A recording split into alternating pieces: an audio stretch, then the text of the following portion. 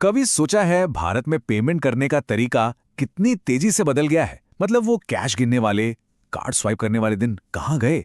अब तो बस फोन निकाला, स्कैन किया और हो गया। पर ये सब हुआ कैसे? चलिए आज इसी डिजिटल क्रांति की पूरी कहानी को समझते हैं। ये आंकड़ा देखिए।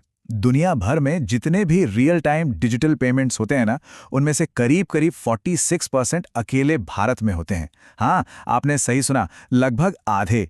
ये कोई मामूली बात नहीं है, ये एक तरह की डिजिटल सुनामी है जो पूरे देश में आई है। और इस पूरी सुनामी के पीछे क्या है? एक बहुत ही सिंपल सी चीज जो अब हमारी आदत बन चुकी है। क्यूआर कोड स्कैन करना। मतलब चाय की छोटी सी दुकान हो या फिर बड़ा सा मॉल, हर जगह आपको बस यही दिखेगा। तो सवाल यही उठता है कि आखिर ये एक अकेला सिस्टम भारत में ही नहीं बल्कि पूरी दुनिया के लिए पैसे के मायने कैसे बदल रहा है? चलिए इसी सवाल का जवाब ढूंढते हैं एक एक करके। तो सबसे पहले बात करते हैं यूपीआई की ग्रोथ की। इसके आंकड़े सच में चौंकाने वाले हैं।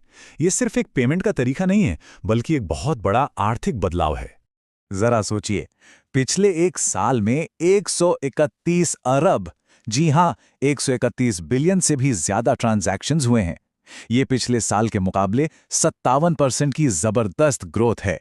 इससे साफ पता चलता है कि लोग कितनी तेजी से इसे अपना रहे हैं।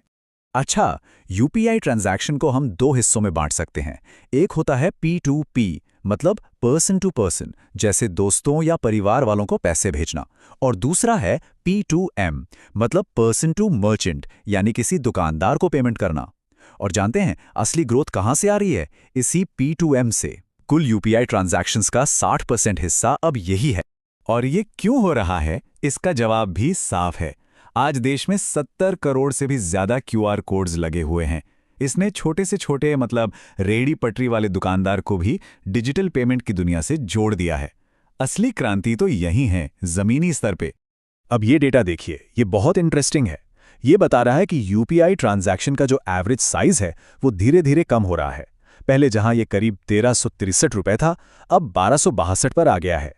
और दुकानदारों को जो पेमेंट्स हो रहे हैं उनका एवरेज तो सिर्फ 291 रुपए रह गया है। तो इसका मतलब क्या? इसका मतलब सीधा सा है कि लोग अब यूपीआई का इस्तेमाल सिर्फ बड़ी बड़ी शॉपिंग के लिए नहीं कर रहे, बल्कि रोज के छोटे मोटे खर्चों के लिए कर रहे हैं।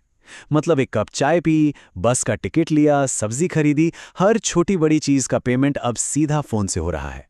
तो अब आते हैं अगले सवाल पर। यूपीआई की इस जबरदस्त लहर का हमारे पुराने पेमेंट तरीकों जैसे डेबिट और क्रेडिट कार्ड पर क्या असर पड़ रहा है? ये चार्ट देखिए, ये सब कुछ बयां कर रहा है। एक तरफ यूपीआई 57% की रॉकेट स्पीड से ऊपर गया है, तो दूसरी तरफ डेबिट कार्ड का इस्तेमाल 22% नीचे गिर गया है। लेकिन एक मिनट, यहां एक ट्विस्ट है। क्रेडिट कार्ड अभी भी 26% की अच्छी खासी रफ्तार से बढ़ रहे हैं। पर ऐसा क्यों हो रहा है? तो डेबिट कार्ड्स की जगह यूपीआई क्यों ले रहा है? देखिए, इसके 3 बड़े कारण हैं। पहला, यूपीआई बहुत ज्यादा सुविधाजनक है। दूसरा, दुकानदारों को पैसा तुरंत मिल जाता है और उन्हें कोई फीस या एमडीआर भी नहीं देना पड़ता। और तीसरा कारण यह है कि डेबिट कार्ड पर क्रेडिट कार्ड जैसे कोई खास रिवॉर्ड्स या ऑफर्स होते ही नहीं है। लेकिन क्रेडिट कार्ड की कहानी थोड़ी अलग है। लोग अभी भी बड़ी खरीदारी, ईएमआई या फिर रिवॉर्ड पॉइंट्स के लिए क्रेडिट कार्ड ही इस्तेमाल करना पसंद करते हैं। और अब तो एक और बड़ा गेम चेंजर आ गया है, रुपे क्रेडिट कार्ड को सीधे यूपीआई से लिंक करने की सुविधा।